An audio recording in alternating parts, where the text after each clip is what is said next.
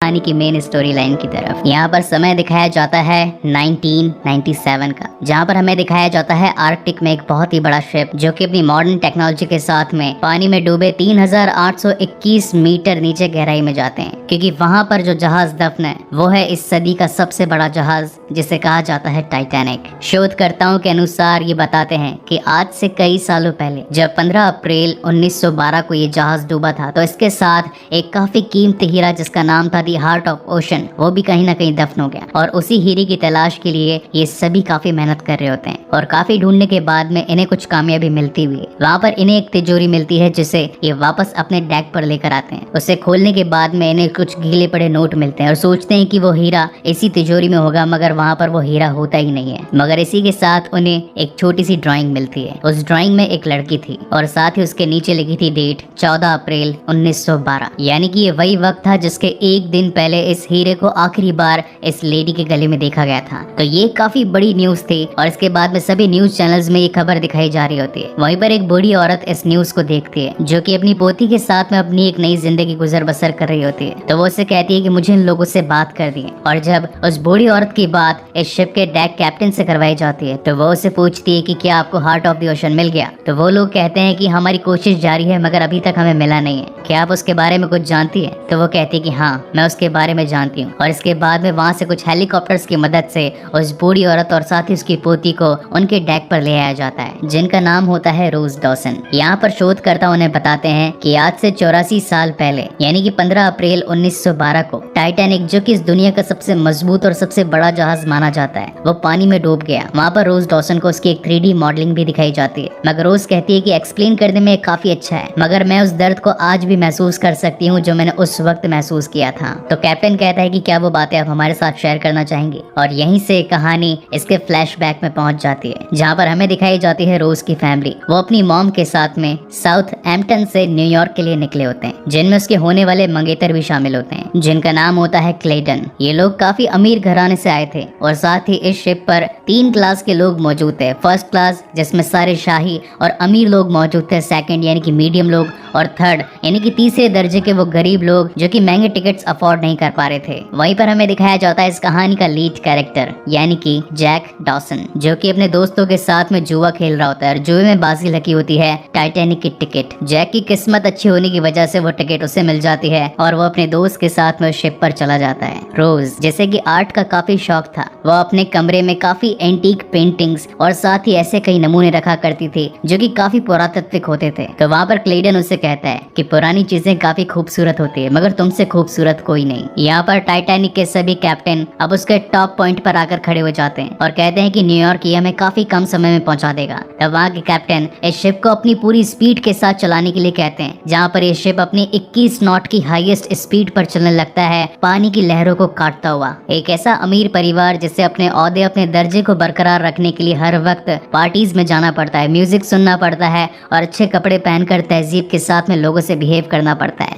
ये सारी चीजें रोज को उसकी माँ ने सिखाई थी, मगर काफी वक्त बीत चुका था जब उसने अपनी आप की जिंदगी को खो दिया था और वो अब खुद जीना चाहती थी। वो नहीं चाहती थी इन सभी रीति रिवाजों को फॉलो करना, इसलिए वो वहाँ से पार्टी से उठकर भाग जाती है और सोचती है कि मैं अपनी जिंदगी को खत्म कर लूं, क्योंकि अगर आजादी की जिंदगी नहीं है तो फिर जीने का क्या मकसद। और वो वहाँ से उस जहाज के सबसे एंड पॉइंट पर पहुंचकर वहाँ से कूदकर अपनी जान देने वाली होती है। मगर तभी वहाँ पर पहुंच जाता है जैक और उससे कहता है कि अगर तुम यहाँ से कूदी तो तुम्हें बचाने के लिए मुझे भी कूदना पड़ेगा, अगर तुम कूदोगी तो मैं भी कूदूंगा। जिंदगी अनमोल है, इसे यूं ही वेस्ट मत करो। और अब जैक की बातों पर विश्वास करके रोज उसका हाथ थामती है और वापस से ऊपर आने की कोशिश करती है, मगर गलती से उसका पैर फिसल जाता है और वो गिरने ही वाली होती है। मगर जैक अपनी पूरी ताकत के साथ में उसे बचाकर वापस से डेक पर ले आता है। उसके चिल्लाने की वजह से वहाँ पर काफी सारे पुलिस वाले और साथ ही क्लेडन भी पहुंच जाता है। तो क्लेडन ये बात सोचता है कि यहाँ पर जैक रोज का गलत फायदा उठाने की कोशिश कर रहा था, मगर रोज कहती है कि मैं तो बस यहाँ पर इस पूरे शिप का प्रोपेलर देखने के लिए आई थी, मगर गलती से मेरा पैर फिसल गया और मुझे मिस्टर डॉसन ने बचाया। तो वहाँ पर पुलिस वाले कहते हैं कि मिस्टर क्लेडन, इसने इसकी जान बचाई है तो कम से कम इसे बख्शीश तो मिलनी चाहिए। तो वहाँ पर क्लेडन कहता है कि ठीक है, इसे 20 रुपए दे देना। तो रोज कहती है कि मेरी जान बचाने के बदले सिर्फ 20 रुपए, क्या मेरी कीमत इतनी कम है। तो वहाँ पर क्लेडन आकर जैक से कहता है क्यों ना कल शाम का खाना आप हमारे साथ में खाएं। वहीं पर सीन शिफ्ट होता है अगले दिन मॉर्निंग में, जहाँ पर अब रोज और साथ ही जैक की मुलाकात अगेन होती है और ये दोनों आपस में बातचीत करने लगते हैं। तो रोज उसे पूछती है कि आखिर तुम हो कहाँ से और क्या लेने के लिए न्यूयॉर्क जा रहे हो। तो जैक बताता है कि मैं तो बस एक मुसाफिर हूँ, जहाँ पर छत मिलती है, जहाँ पर रहने की जगह, मैं बस वहीं चला जाता हूँ। उसके पास में उसकी एक ड्राइंग बुक भी होती है। तो रोज कहती है कि क्या मुझे तुम दिखा सकते हो, और जब वो उसे खोल कर देखती है तो उसमें उसे काफी सुंदर और ब्यूटीफुल पेंटिंग्स मिलती है। तो वहाँ पर जैक बताता है कि पेरिस में लड़कियों को अपनी न्यू ड्राइंग करवाना काफी अच्छा लगता है, ये एक आर्ट है और मैं एक आर्टिस्ट। और अब इसी के साथ शाम का वक्त हो चला था, जहाँ पर जैक तैयार होकर अब फर्स्ट क्लास के अंदर डिनर पार्टी के लिए आया होता है। तो यहाँ पर क्लेडन उसकी बेइज्जती करता है और कहता है कि ये थर्ड क्लास से आया है, ना ही खुद का कोई व्यापार है और ना ही कोई बड़ी सी कंपनी। तो उसके जवाब में जैक उससे कहता है कि कल तक मैं एक फुटपाथ पर था और आज आप सभी के बीच में बैठकर डिनर कर रहा हूँ। ये जिंदगी किसी भी वक्त कोई भी मोड़ ले सकती है, इसलिए इसका हर दिन जी भर के जीना चाहिए, हर एक पल महसूस करना चाहिए जो जिंदगी ने हमें दिया है। इसकी इन बातों को सुनकर वहाँ मौजूद सभी लोग जैक से काफी खुश हो जाते हैं, मगर रोज की मॉम को ये बात पसंद नहीं आती। इस वजह से जैक वहाँ से जाने का डिसाइड करता है, मगर जाने से पहले वो रोज के हाथ में एक चिट पकड़ा जाता है और कहता है कि मुझे 9 बजे आकर सीढ़ियों के ऊपर मिलना। और ठीक 9 बजे यहाँ पर रोज पहुंच जाती है जैक से मिलने के लिए, जहाँ पर जैक उसे बताता है कि बड़े अमीर लोगों की इतनी तहजीबदार पार्टीज का मुझे शौक नहीं, मुझे तो मेरी टाइप की पार्टीज पसंद है। और इसी के साथ वो दोनों अपने तीसरे दर्जे यानी कि थर्ड क्लास में पहुंचकर काफी एंजॉय करने लगते हैं, खूब सारी शराब पीते हैं, काफी सारा डांस करते हैं, उन पलों को एंजॉय करने लगते हैं जो कि किस्मत ने उन्हें दिए थे। मगर क्लेडन को ये बात पता चल जाती है। वहीं पर क्लेडन उस पर काफी ज्यादा गुस्सा भी होता है। वहीं पर शाम को उसकी मॉम उसके पास में आती है और कहती है कि हम धीरे धीरे गरीब होते जा रहे हैं, हमारा नाम जो कि काफी इज्जतदार है सिर्फ और सिर्फ एक वही बचा है हमारे पास में, अगर तुमने क्लेडन से शादी नहीं करी तो हम जमीन पर आ जाएंगे। तो रोज कहती है कि आखिर मैं ही अपना त्याग क्यों करूं, आप काफी स्वार्थी हैं। तो उसकी माँ कहती है कि तुम भी तो स्वार्थी हो, जिसे मेरी परवाह नहीं। इस वजह से रोज को अपनी माँ के आंसू देखे नहीं जाते और वो अब क्लेडन के साथ में शादी करने के लिए तैयार हो जाती है। अगले दिन जब जैक उसके पीछे से ढूंढता हुआ आता है और उससे बात करने की कोशिश करता है, तो रोज उसे बुरा भला कहकर वहां से भगा देती है और कहती है कि मुझसे मिलने की कोशिश मत करना,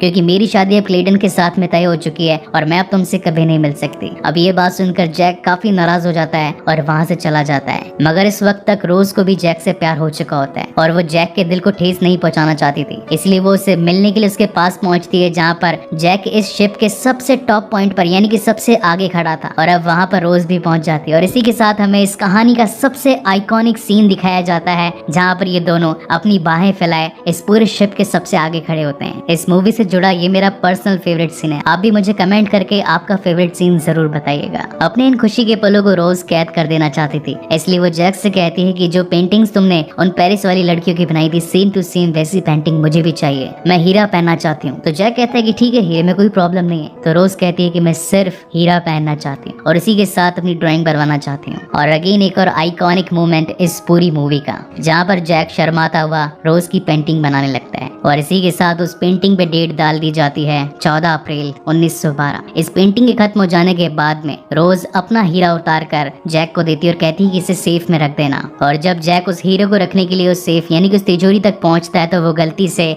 अपनी ड्राइंग बुक भी उसी में रख देता है। और तभी वहाँ पर किसी के आने की आहट आती है, जो कि क्लेडन का ही आदमी होता है, और उससे बचने के लिए अभी दोनों वहाँ से भागते हैं। ये पूरे शिप के अंदर भागते फिरते हैं उस इंसान से बचने के लिए। और फाइनली जहाँ पर सारे के सारे डाक यानी कि ट्रांसफर करने वाले सामान रखे जाते हैं, वहाँ पर एक कार भी पड़ी होती है और अब ये दोनों उस कार में चले जाते हैं। और फर्स्ट टाइम वहाँ पर इन दोनों का एक इंटीमेट सीन होता है। इस वक्त तक दोनों की दूरियां अब काफी करीबियों में बदल चुकी होती है और ये दोनों ही अपना पर्सनल मोमेंट एंजॉय करने के लिए वापस से शिप के सबसे टॉप पॉइंट पर पहुंच जाते हैं। यहाँ पर ऊपर खड़े चौकीदार भी उन्हें देखने लगते हैं, मगर इसी बीच उनके सामने काफी बड़ी चट्टान आ जाती है जो कि बर्फ की होती है। इस वक्त तक उन लोगों का ध्यान नहीं गया होता है, मगर जैसे ही वो अपने सामने उस चट्टान को देखते हैं तो वो जोर से चिल्लाकर बाकी सभी नाविकों को कहते हैं कि शिप को मोड़ो, क्योंकि अगर हम सामने गए तो उस चट्टान से टकरा जाएंगे। और अब सभी पायलट मिलकर शिप की रफ्तार को कम कर देते हैं और इसे बाईं ओर घुमाने की कोशिश करते हैं। अपनी पूरी जान लगा देने के बावजूद भी टाइटैनिक शिप का एक निचला हिस्सा उस बर्फीली चट्टान से टकरा ही जाता है। इस वजह से टाइटैनिक के नीचे के पोर्शंस में पानी भरना स्टार्ट हो जाता है और तभी वहाँ पर शिप के सारे बड़े बड़े कैप्टन पहुंच जाते हैं और इसी के साथ वहाँ का ब्लूप्रिंट खोलकर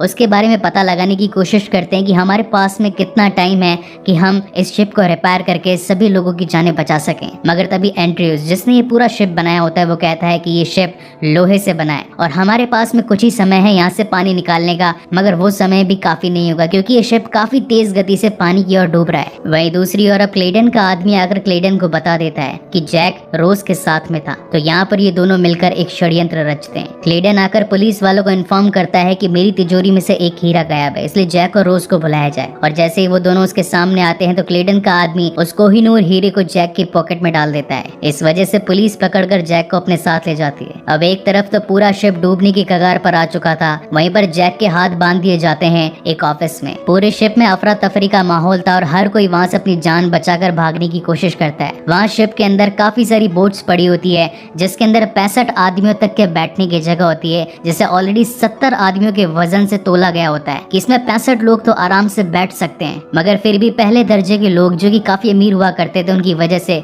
उन बोट्स को 12-12 या फिर 20-20 जनों के साथ ही उतार दिया गया था। इस वक्त तक कैप्टन के आदेश के अनुसार वहाँ पर बोला गया था कि सिर्फ और सिर्फ औरतों और बच्चों को शिप में आगे भेज दिया जाए, मर्दों को बाद में भी बचाया जा सकता है। एक तरफ तो क्लेडन रोज को लेकर अपने साथ में शिप में बैठने की बात करता है, मगर रोज उसे कहती है कि मैं तुम्हारे साथ नहीं जाना चाहती, मैं तुमसे प्यार नहीं करती, मैं जैक से प्यार करती हूँ। और वो उसे बचाने के लिए वापस से जैक के पास में आती है, मगर जब वो उसे देखती है तो उसके हाथ में तो हथकड़ी बंधी होती है। तो जैक उसे कहता है कि जाकर किसी से मदद मांगो। वो जाती है ऊपर, लोगों से काफी मदद मांगती है, मगर उस वक्त तक सभी लोग अपनी जान बचाने के लिए वहाँ से भाग रहे होते हैं। और तभी वहाँ पर रोज को एक कुल्हाड़ी मिलती है। वो वापस से आकर जैक के पास में उस कुल्हाड़ी की मदद से उसकी हथकड़ियों को खोलने की कोशिश करती है और फाइनली इसमें ये दोनों कामयाब भी हो जाते हैं। मगर जब तक ये टॉप फ्लोर तक पहुँचते यहाँ तब तक पूरे शिप के निचले हिस्सों में पानी भर चुका होता है। हर कोई अपनी जान बचाने के लिए यहाँ से वहाँ भाग रहा होता है। और यहाँ पर इस कहानी में रिलेटेड एक और मेरा one of the favourite scene आता है। वेल, इस सीन को जो म्यूजिक लवर है वो अपने आप से काफी ज्यादा रिलेट कर सकते हैं। इस जहाज के कुछ म्यूजिशियंस जिन्हें पता चल चुका था कि ये हमारा आखिरी वक्त है, पहले तो वो कई देर तक लोगों के मनोरंजन और उन्हें शांत करने के लिए म्यूजिक बजाते हैं, मगर जब उनकी बारी आती है जाने की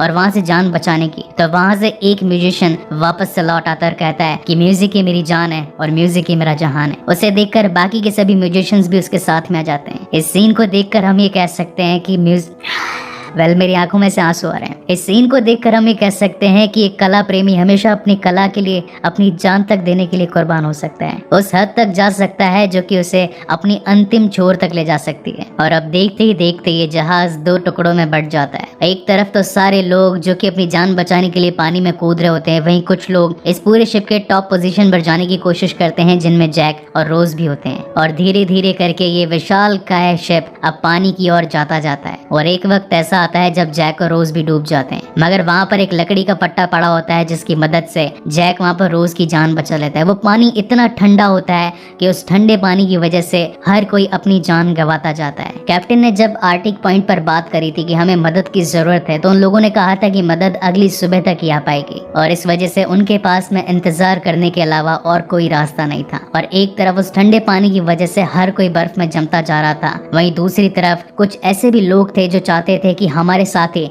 हमारे परिवार वालों की जान हम बचा पाएं। बोट्स को चलाने वाले सेलर्स बाकी सभी बोट्स को मिलाकर औरतों और बच्चों को सभी को एक बोट में डालते हैं और बाकी 5-6 सेलर मिलकर बाकी मरे हुए लोगों के पास में जाकर ये जानने की कोशिश करते हैं कि क्या अभी भी कोई जिंदा है।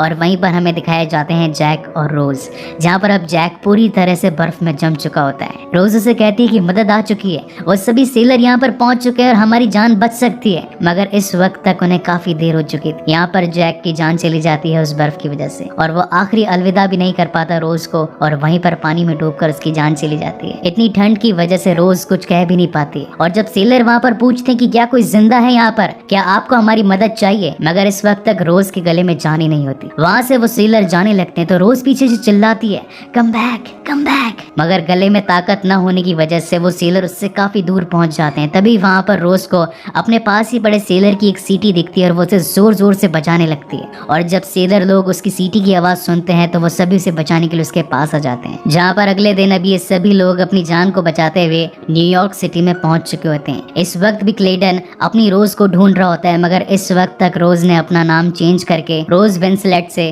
रोज डॉसन रख लिया होता है। और यहाँ से अगेन कहानी प्रेजेंट टाइम में आती है, जहाँ पर शिप के कैप्टन उनकी पोती से बात कर रहे होते हैं। वहीं दूसरी ओर अब रोज अपने पुराने पलों को याद करते हुए उस हार्ट ऑफ द ओशन यानी कि उस कोहिनूर हीरे के साथ में उस डेक के एंड पॉइंट पर पहुंच जाती है। उन शोधकर्ताओं के द्वारा उसे पता चला था कि ये लोग आज भी पानी के मलबे में उस हीरे को ढूंढने की कोशिश कर रहे हैं। तो फाइनली रोज उस हीरे को उस पानी में डालकर अपने आप को उन यादों से मुक्त कर देती है।